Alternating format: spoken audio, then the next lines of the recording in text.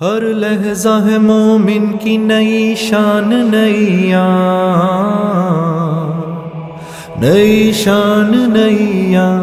گفتار میں سے قرآن.com کے پلیٹ فارم سے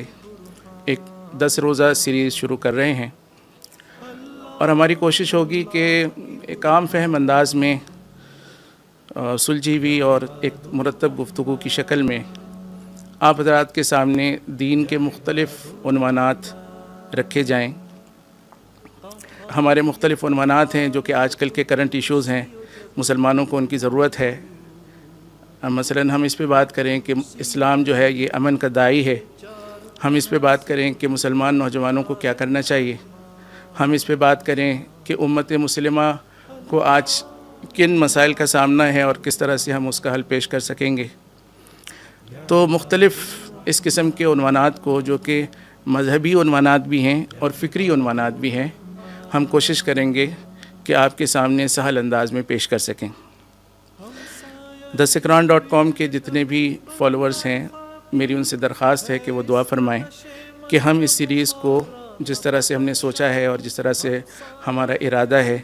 اللہ تعالیٰ اس میں ہمیں کامیاب فرمائیں۔ اللہ تعالیٰ ارشاد فرماتے ہیں کہ تم جو زکوٰۃ دیتے ہو تو یاد رکھو کہ تمہارا یہ زکوٰۃ دینا مال کے بڑھانے کا ایک طریقہ ہے۔ یہ بات ظاہر ہے کہ ایک مادیت پسند دماغ میں اترنے والی نہیں ہے کہ ہم اپنے مال میں سے کچھ نکال دیں، اس کے باوجود بھی ہمارے مال کے اندر اضافہ ہو جائے۔ لیکن یہ بات رسول اللہ صلی اللہ علیہ وسلم نے بھی ہمیں سمجھائی ہے، اور اگر دنیا کے بعض نظائر پہ ہم غور کریں تو بہت آسانی سے ہمیں یہ بات سمجھ میں آ سکتی ہے۔ رسول اللہ صلی اللہ علیہ وسلم نے ارشاد فرمایا کہ زکوٰۃ کا مال اگر آپ کے مال کے اندر رہ گیا تو یہ تمام مال کو ہلاک اور تباہ کر دے گا۔ یعنی زکوٰۃ کا مال نکالیں گے تو بقیہ مال بچے گا، اور اگر زکوٰۃ کا مال آپ نے نہیں نکالا، آپ نے کہا نہیں یہ تو میرا مال ہے اور میں نے کمایا ہے اور میں نکال دوں گا تو میرا نقصان ہو جائے گا، تو صرف وہ پرپورشن ضائع نہیں ہوگی بلکہ اس کے علاوہ جو 97% الگ سے جو آپ کا اپنا مال تھا، جو اللہ تعالیٰ نے آپ کو اختیار دیا تھا جہاں چاہیں خرچ کریں، وہ مال بھی اس سے ہلاک ہو جائے گا۔ گویا کہ زکوٰۃ کی ادائیگی سے ہم اپنے بقیہ مال کو انشور کرتے ہیں۔ یعنی آج کل انشورنس کرائی جاتی ہے، تکافل کرائی جاتی ہے، اس کا مقصد کیا ہوتا ہے کہ پریمیم تو ایکسپینس ہے، خرچہ ہے، لیکن آپ جب یہ خرچہ کر لیتے ہیں تو بقیہ جو آپ کو خطرہ ہوتا ہے وہ اس میں کور ہو جاتا ہے، اور آپ مطمئن ہو جاتے ہیں کہ چلو تھوڑے سے پیسے دے کر اگر مجھے ایک اطمینان اور سیٹسفیکشن حاصل ہوتی ہے تو یہ کوئی برا سودا نہیں ہے۔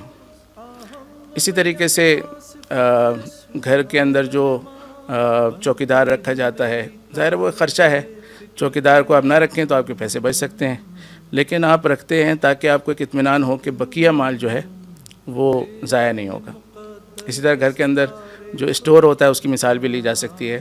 کہ گھر کے اندر جو اسٹور ہوتا ہے اس کے اندر آپ ایسا سامان رکھتے ہیں جس کا فوری طور پہ آپ کو اب استعمال کی ضرورت نہیں ہے، تو اگر اس قسم کے بہت سارے سامان کو جس کو فوری استعمال آپ نہیں کرنا چاہتے، آپ اپنی ڈرائنگ روم میں اور اپنے بیڈ رومز کے اندر سجا کے رکھنا شروع کر دیں گے تو کچھ عرصے بعد آپ کا گھر جو ہے وہ ایک کباڑیے کی دکان بن جائے گا۔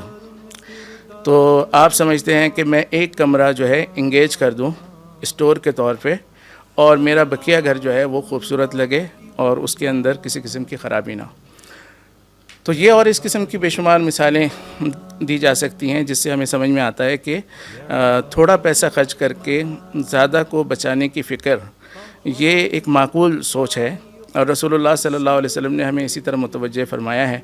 کہ اگر ہم زکوٰۃ نہیں نکالیں گے تو پھر ہمارا بقیہ مال بھی ہلاک ہو سکتا ہے۔ تو خیر، ایک مسلمان کی حیثیت سے ہم پہلے سے یقین رکھتے ہیں کہ زکوٰۃ کے ذریعے سے، صدقات کے ذریعے سے انسان کا مال جو ہے وہ اس میں برکت ہوتی ہے، وہ بڑھتا ہے، اور سود کے ذریعے سے اور اسی طرح اکل بالباطل یعنی لوگوں کا مال غلط طریقوں سے کھانے سے ہمارے مال کے اندر بے برکتی آتی ہے، اور وہ مال جو ہے ہمارے کام کا نہیں رہتا۔ ہم سایہ جبریل امی بندہ خاکی ہے، اس کا نشے من نہ بخارا نہ بدخشاں، ہم سایہ جبریل امی بندہ خاکی ہے اس کا نشے من نہ بخارا نہ بدخشاں،